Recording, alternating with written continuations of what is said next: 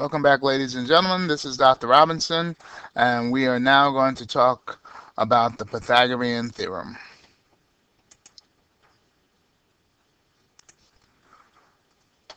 Pythagoras was the gentleman who invented this theorem, and he was born on the island of Samos, Greece, in 569 BC and died about 500 BC in Metapontum, Lucania.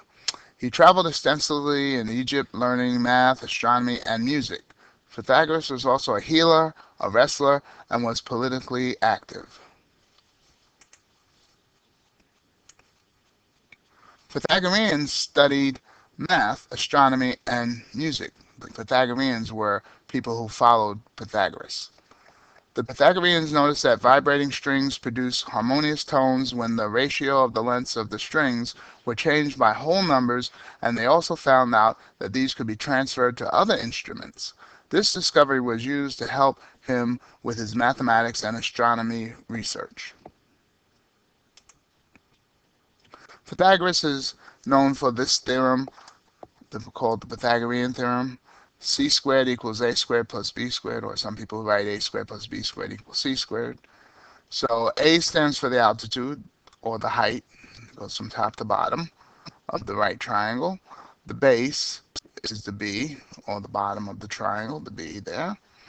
And the c is called the hypotenuse. Hypotenuse is directly opposite of the right angle.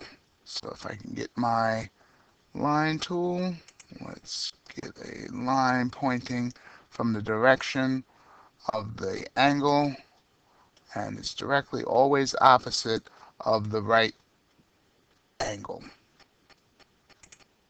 So that way you can always know where it is, where the hypotenuse is located, in case they turn your right triangle backwards or upside down or something. So it's always pointing at, is what I say, to the hypotenuse. The angle here, arrowhead, is pointing at the hypotenuse.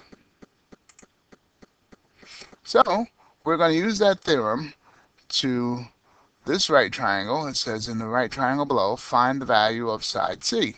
So we have 3, 4, and a C. So C, in this case, they give it to us, is the hypotenuse, and again, it's pointing at C.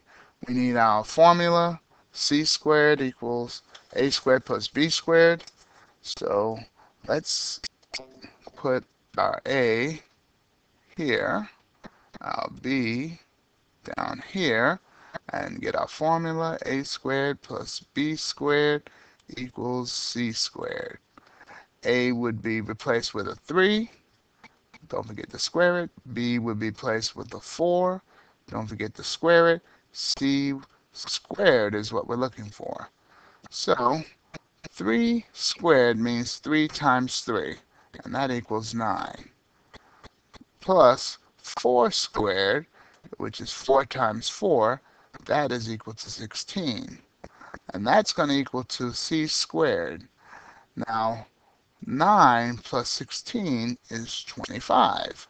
So we're looking for some number times itself equal to 25. So we'll take the square root of 25 and take the square root of c squared. Now, the square root is the opposite of squaring. So it will cancel out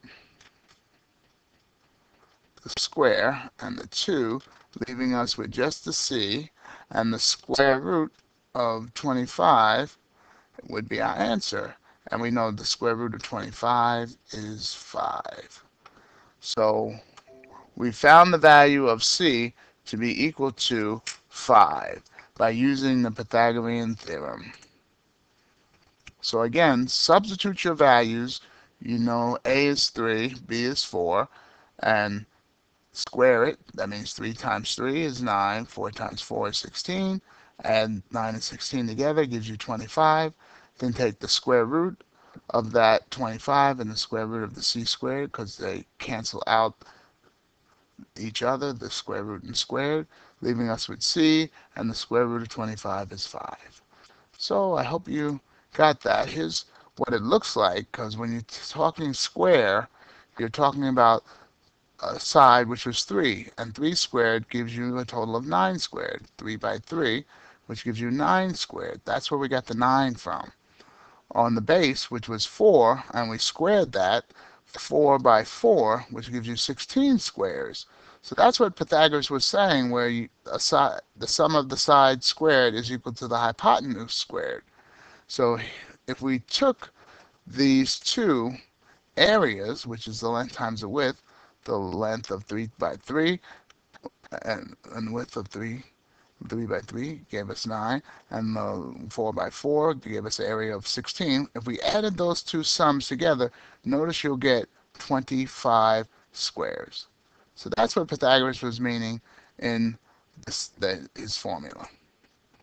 So I hope you understood what we did so far. If you don't, rewatch the video, write down your questions, and bring them in. If you're still uncertain, I'll be glad to answer in the morning. Here's a question for you. See if you can find the value of C. You got 6 and 8. Good luck. I hope you can.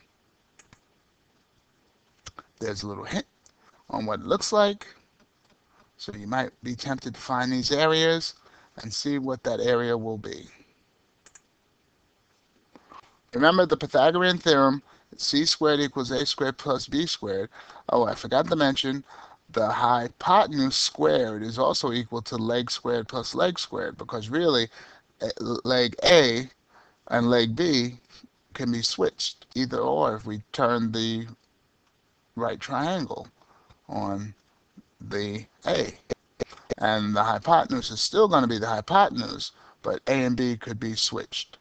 So the hypotenuse is the most important one to know, and remember the formula. Hypotenuse squared is equal to leg squared plus leg squared. So again, check your understanding. Hopefully you'll be okay.